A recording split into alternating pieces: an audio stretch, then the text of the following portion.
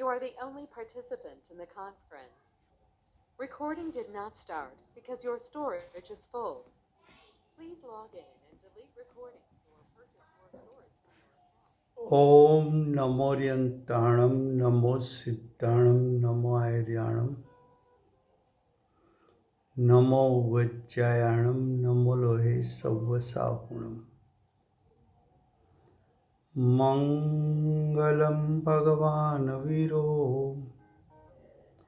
मंगलम गौतमो गणी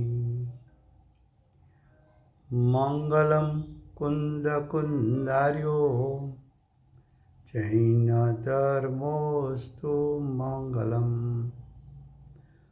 ओंकार बिंदु संयुक्तम नित्यं जयन्ति योगिना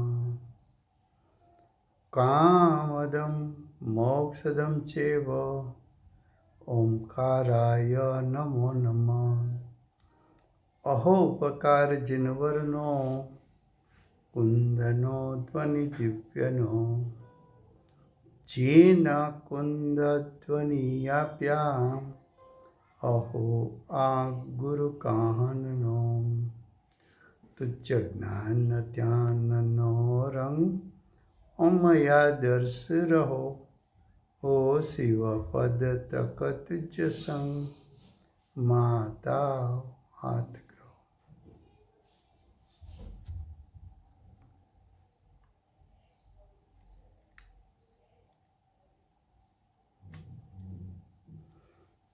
ये समयसार नाम का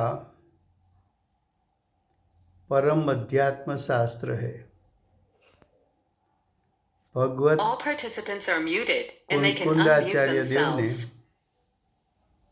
मांगलिक करके समयसार को कहने की प्रतिज्ञा की है। समयसार अर्थात त्रिकाल शुद्धात्मा और त्रिकाल शुद्धात्मा का अवलंबन लेने से आश्रव तत्व का नाश होता है। समयसार शास्त्र में चौथा अधिकार आश्रव अधिकार चलता है। उसमें गाथा 166 चलती है। उसका मूल विषय है कि ज्ञानी को आश्रवों का अभाव है। मूल विषय क्या है कि ज्ञानी को आश्रव का अभाव है। पेज नंबर 264 गाथा 166 उसकी टीका। वास्तव में ज्ञानी किसको कहते हैं कि जिसका ज्ञान उत्पन्न होने के साथ आत्म स्वभाव को जानता है। ज्ञानी किसको कहते हैं जिसने आत्म स्वभाव की प्रतीति की है। ज्ञानी किसको कहते हैं कि जिसने स्वयं के आत्म स्वभाव में लीनता की है। ज्ञानी किसको कहते हैं कि जिसने अतीन्द्रिय ज्ञान अतीन्द्रिय सुख का वेदन किया है। ज्ञानी किसको कहते हैं कि जिसने स्वभाव विभाव को भिन्नपणे जाना है।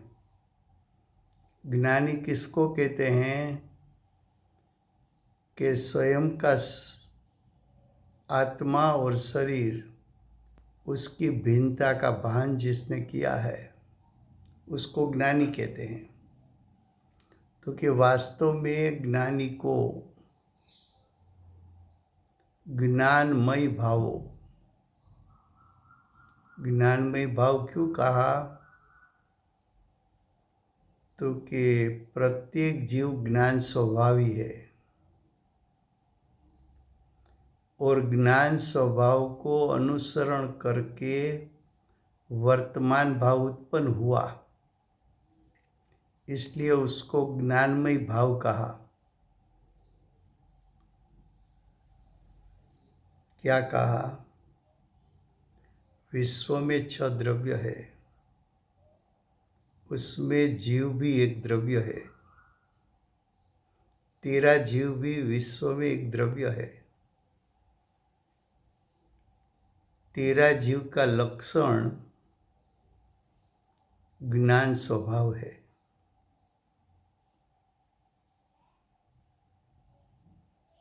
तो जीव के पास त्रिकाल परिपूर्ण शुद्ध ज्ञान स्वभाव है, उसका अस्तित्व है, उसकी विद्यमानता है। ऐसे ज्ञान स्वभाव को अनुसरण करके परिणमन जिसका होता है, उसको ज्ञानी के ज्ञानमय भाव कहने में आता है। ये ज्ञानमय भाव निर्मल है, शुद्ध है, उसका स्वाद अतीन्द्रिय आनंद है, अतीन्द्रिय ज्ञान है। तो कैसा ज्ञानमय भावों के द्वारा अज्ञानमय भावों अवश्यमेव,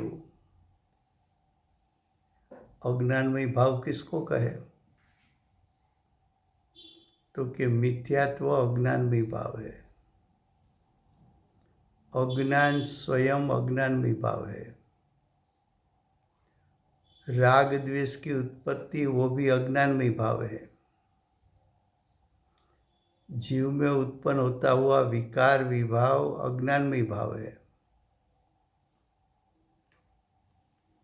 स्वभाव से च्युत होकर परिणमन करना वो अज्ञानमय भाव है।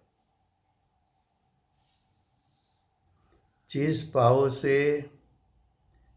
भाव के निमित्त से नया कर्म आता है, ऐसे सभी भाव अज्ञानमय भाव है। क्या कहा? अज्ञानमय भाव अवश्य यानी निश्चित, अवश्यमेव निश्चितपणे निरोधाता है। क्या कहा? कि जब ज्ञानमय भाव उत्पन्न होता है, तब अज्ञानमय भाव उत्पन्न नहीं हो सकता। जब प्रकाश उत्पन्न होता है, तब अंधेरा उत्पन्न नहीं हो सकता।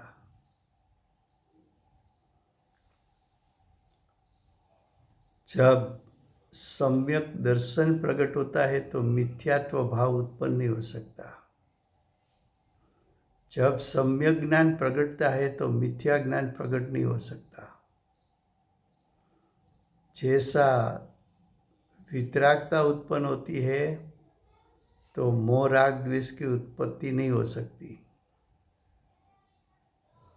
तो ज्ञानमय भाव और अज्ञानमय भाव, जीव ज्ञानमय भाव कर सके ऐसा स्वभाव है, और जीव अज्ञानमय भाव कर सके ऐसी उसमें योग्यता है। लेकिन ज्ञानमय भाव अज्ञानमय भाव से विरुद्ध भाव है, परस्पर विरोधी भाव है। तो ज्ञानमय भाव उत्पन्न होगा तो विरोधी ऐसा अज्ञानमय भाव उत्पन्न नहीं हो सकता, और अज्ञानमय भाव उत्पन्न होगा तो विरोधी ज्ञानमय भाव उत्पन्न नहीं हो सकता। लेकिन यहाँ तो ज्ञानी की बात करनी है। चतुर्थ गुणस्थानवर्ती सम्यक दृष्टि की बात करनी है। तो सम्यक दृष्टि चतुर्थ गुणस्थान पर वो तो ज्ञानी है। तो ज्ञानी को कौन सा भाव होता है? तो कि ज्ञानमय। जैसे सुवर्ण में से सुवर्णमयी भाव उत्पन्न होते हैं और लोह में से लोहमयी भाव उत्पन्न होते हैं, वैसी तरह ज्ञान में से ज्ञानमयी भाव उत्पन्न होते हैं, अज्ञान में से अज्ञानमयी भाव उत्पन्न होता है। जब ज्ञानमयी भाव उत्पन्न हुआ तब अज्ञानमयी भाव की उत्पत्ति रुक गई। तो अज्ञानमयी भाव वो क्या है? तो कि भावाश्रव है। तो ज्ञानमयी भाव उत्पन्न होता है तब अज्ञानमयी भाव अर्थात आश्रव भाव रुक जाते हैं।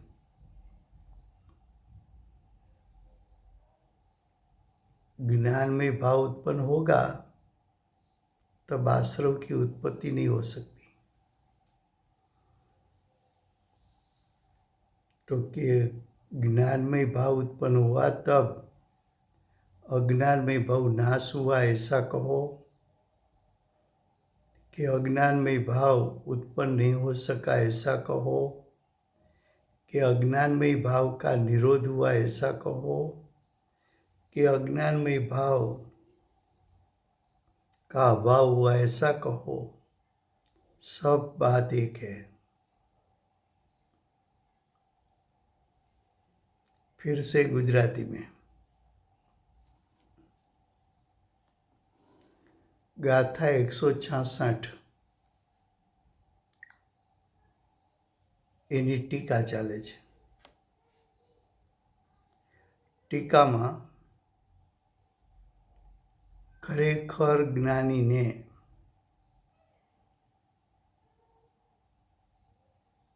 જ્ઞાનમય ભાવો ખરેખર જ્ઞાની કોને કહેવો?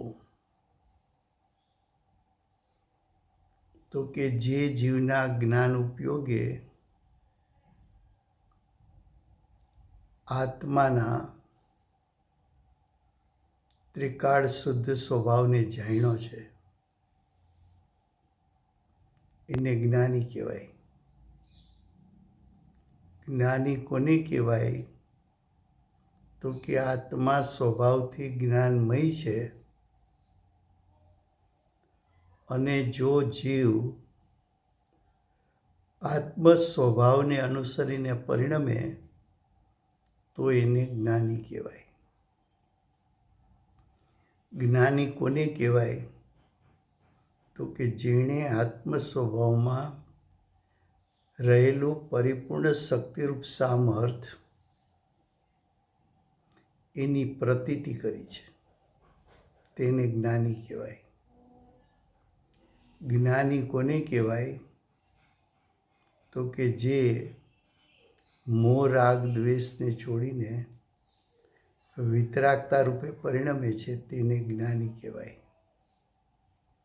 જ્ઞાની કોને કહેવાય? તો કે સ્વભાવ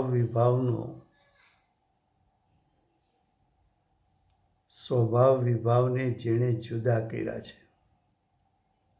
સ્વભાવ વિભાવ વચ્ચે જેણે ભેદ જ્ઞાન કર્યું છે।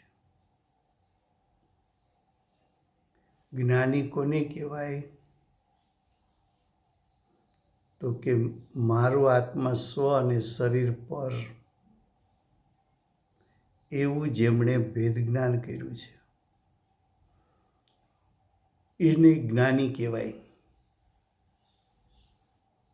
તો કે જ્ઞાનીને જ્ઞાનમય ભાવો વડે, જ્ઞાનમય ભાવ કેમ કીધા? તો કે જ્ઞાન સ્વભાવને અનુસરીને એ ભાવ ઉત્પન્ન થયા છે માટે જ્ઞાનમય છે।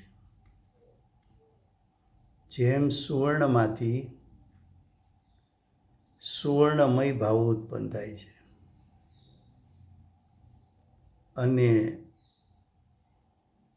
લોખંડમાંથી લોહમય પરિણામ ઉત્પન્ન થાય છે, એમ જ્ઞાની પાસે જ્ઞાન સ્વભાવ હોવાથી જ્ઞાન સ્વભાવને અનુસરીને પરિણામ ઉત્પન્ન થતા હોવાથી એ જ્ઞાનમય ભાવો છે. કયા ભાવો છે જ્ઞાનમય? તો કે જ્ઞાનીને જ્ઞાનમય ભાવો વડે અજ્ઞાનમય ભાવો અવશ્યમેવ નિરોધાય છે. નિરોધ કરવો એટલે રોકવું. નિરોધ કરવો એટલે ઉત્પન્ન થવા ન દેવું. તો કે જ્યારે જ્ઞાનમય ભાવ થાય છે ત્યારે અજ્ઞાનમય ભાવ રોકાઈ જાય છે. જેમ પ્રકાશ થાય છે તો અંધારાનો અભાવ થાય છે. જેમ પ્રકાશ થાય છે તો અંધારાનો નિરોધ થઈ જાય છે. તો કે જ્ઞાનમય ભાવ ઉત્પન્ન થયા ત્યારે અજ્ઞાનમય ભાવો ઉત્પન્ન થયા એમ કહો, કે અજ્ઞાનમય ભાવનો નિરોધ થયો એમ કહો, કે અજ્ઞાનમય ભાવ રોકાઈ ગયા કહો, કે અજ્ઞાનમય ભાવોનો અભાવ થયો એમ કહો, બધી વાત એક જ છે. તો કે જ્ઞાનમય ભાવમાંથી શું થાય છે?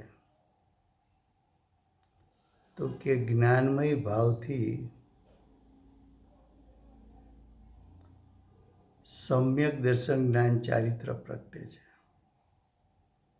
અને અજ્ઞાનમય ભાવમાંથી મોહ રાગ દ્વેષની ઉત્પત્તિ થાય છે. જ્ઞાનમય ભાવોમાંથી સમ્યક દર્શન જ્ઞાન ચારિત્ર પ્રગટ થયું ત્યારે સુખનું વેદન થાય છે.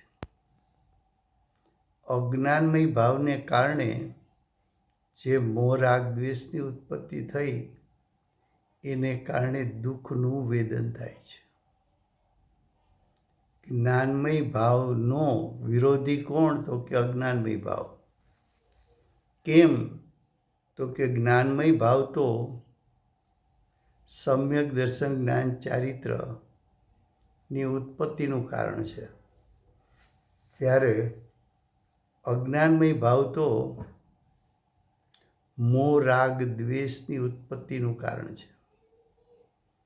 તો જ્ઞાનમય ભાવથી અજ્ઞાનમય ભાવ કેવા છે? તો આગળ કહે છે કે પરસ્પર વિરોધી ભાવો સાથે રહી શકે નહીં. જ્ઞાનમય ભાવ અને અજ્ઞાનમય ભાવ પરસ્પર વિરોધી છે. અજ્ઞાનમય ભાવ ઉત્પન્ન થશે તો જ્ઞાનમય ભાવ ઉત્પન્ન નહીં થઈ શકે, અને જ્ઞાનમય ભાવ ઉત્પન્ન થશે તો અજ્ઞાનમય ભાવ ઉત્પન્ન નહીં થઈ શકે. એક મ્યાનમાં બે તલવાર રહી શકે નહીં.